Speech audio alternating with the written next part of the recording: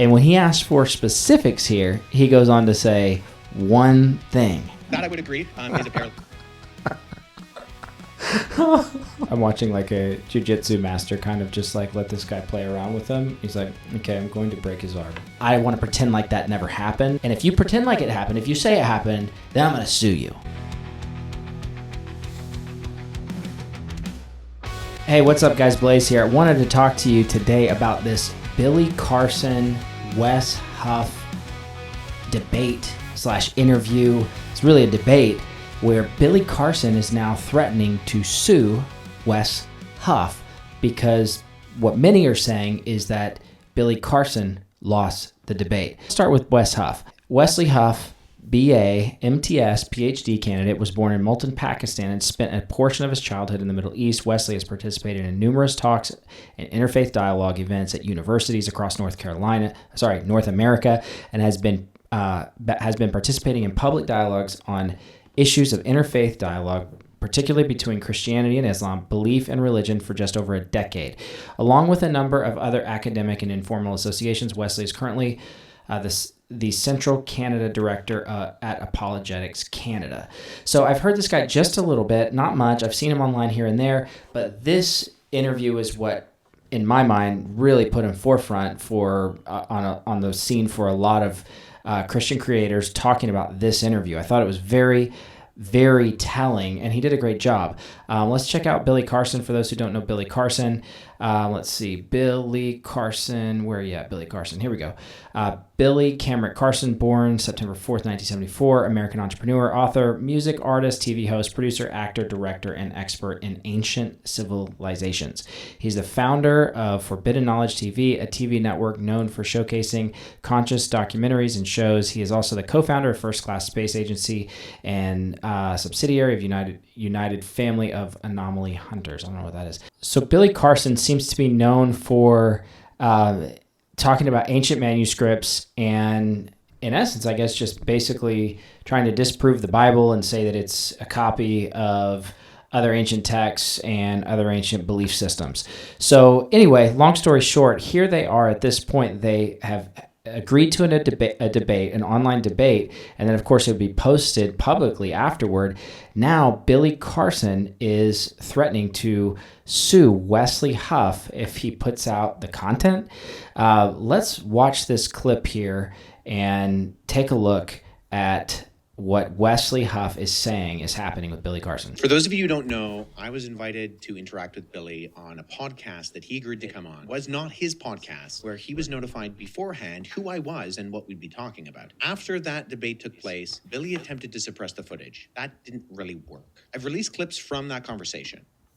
Billy does not want you to see those clips and has sent me a cease and desist letter. I was really hoping that this could... He got a cease and desist letter.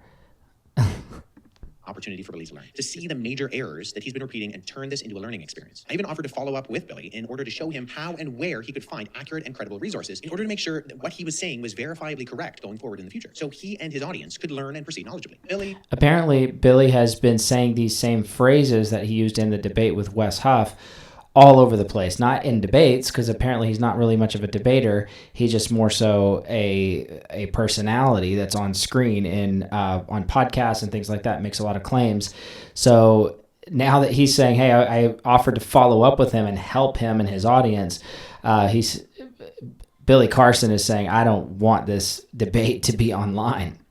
Did not agree. But unfortunately for Billy, agreeing to a debate, losing that debate, and feeling embarrassed about that loss does not constitute legitimate grounds to litigate. Billy, I will agree to all the terms and conditions of the cease and desist letter that you have sent me if you agree to run it back, sit down with me in person, and have another discussion. This is my formal response. Wesley Huff gives a formal response, says, sit down, run it back, and agree to another conversation in person. Interesting. Okay, so let's just take a couple, let's look at the clips that Wes Huff put out that seem to press the issue of why Billy Huff wanted this thing gone. So let's take a look here. predominantly from my research, I discovered that a lot of information from the Enuma Elish and the seven tablets of creation is in Genesis. A lot of the creation story that comes into Genesis, almost word for word from the Enuma Elish and the seven tablets of creation. Saying the Enuma Elish, so another ancient manuscript. He's saying that that Genesis is word for word from this other ancient manuscript. So he's saying Genesis, the writer of Genesis, copied this other belief system's manuscript, is what he's in essence. And obviously, there's many of you out there possibly that might be experts in ancient literature and manuscripts and things like that. But that's the basic overview of what he's saying here. Hasis as well is also there in the Old Testament. Have you read the Enuma Elish? Yeah. Do you mind summarizing the content of the creation account in the Enuma Elish for us? Sure. The Enuma Elish is a very ancient text discovered in the Library of Ashurbanipal. And the summary of it is that it really gives us an account, which is crazy, an astronomical account of the creation of our solar system. It talks about planets and moons gaining specific orbits around the sun. It talks about a huge planet named Tiamat, 46 times larger than Earth. Earth didn't exist at the time, according to the author of this text, which is pretty interesting. And then there talks about a nemesis of sorts. In the original version, it's called Nibiru, but in a more recent version, still thousands of years old, the name was changed to Marduk. Marduk is in the Jewish American Library, in the biblical text, in the Torah, and so forth. Very popular figure in ancient times in the religious books and texts. Marduk wanted to be the destroyer, so Marduk is the one that during its next orbit towards Tiamat, crashed into Tiamat and destroyed Tiamat. A huge chunk of it swung away, recoalesced, taking the water, land, and organic material, which basically recoalesced as our planet here, Earth. And the rest of it broke up into pieces. Some of it turned into the asteroid belt. Other parts of it were thrown towards the sun, and some were thrown. This is just a great strategy, in my opinion. I've watched a couple of these clips, and this is a great strategy on on Wes here to say, okay, you've obviously read the Enuma Elish. Can you give me the summarization of the creation story? And so he's like, I got to hear what this guy actually thinks this thing says, because he's saying that it's word for word with Genesis, that Genesis took things word for word from this creation story. So he's getting this guy to basically go word for word in essence from this book. So towards the inner Oort cloud, towards the outer edge of the solar system, this planet or this moonlet that orbited supposedly a brown dwarf, based on the description of it, gained a very strange orbit around our sun. We have the scientific evidence. And I'm not going to steal his thunder here, because clearly this was he's going to get to his point here, Wes Huff is, but I'm just listening in the same way going, wait a second, where's the Genesis narrative that he's saying? Has this guy read Genesis 1 through 3? But so to match with NASA's data, where we see that Saturn and I believe Neptune switch places, Uranus is flipped on its side, and that's more evidence that something came through our solar system in ancient times and gravitationally really tugged at planets here and switched up their orbits and even pulled the axis of a planet on its own side, where the equator is now running north and south. So a little bit of modern astrophysics kind of backs up what this ancient text is saying. But the Enuma Elish also then begins to talk about the fact that these beings, it kind of cuts into the fact that these beings, are on Earth and at some point begin to engage mankind. In other words, they didn't create people from scratch, but they engaged the existing hominid and began to utilize us as workers for their workforce. In the Atra-Hasis epic, you see a much similar story, slightly later date period, but still thousands of years old, the epic of Atra-Hasis. And we see a very similar story, and we see where the sons of God literally came down to Earth. They came from Mars, according to this text, if you read the translation. Just watching his face, just watching his brain move. He's setting up really well for his takedown. Of the planet Mars. As I watch this, it's kind of like I'm watching like a jiu-jitsu master kind of just like let this guy play around with him. He's like, okay, I'm going to break his arm. Just give me a second. Just give me a second. Let him play around a little bit more. And they went to battle. They were going to go to battle in South Africa against Enki and Lil and Anu, and they come to terms. Don't throw me under the bus here, jiu-jitsu people. I know you don't actually go and break the arm. I'm just saying you're gonna setting up for a move here. Going to battle. They argued that they needed women, human women, believe it or not, and they also wanted a workforce. They didn't want to continue to do the labor. They were cleaning out the Tigris and Euphrates rivers, digging canals, building cities on Earth, and according to the text on Mars, not according to me. And a decision was made by Enki and Anu and Enlil to allow this experiment to happen, where they would take the existing hominid here. They would slay one of the gods, meaning that they would, in my opinion, that doesn't mean they're going to kill it, but somehow some type of genetic modification or manipulation, in my personal opinion, that's my personal hypothesis. But in the end, it ends up being that human beings are now doing a lot of this labor and worshiping these people as gods, as they, my personal opinion, masqueraded as gods. So what are the parallels there? Separated the waters from the waters, for example. That's in the Enuma Elish, and that's also in the biblical text. Okay, that I would agree is a parallel.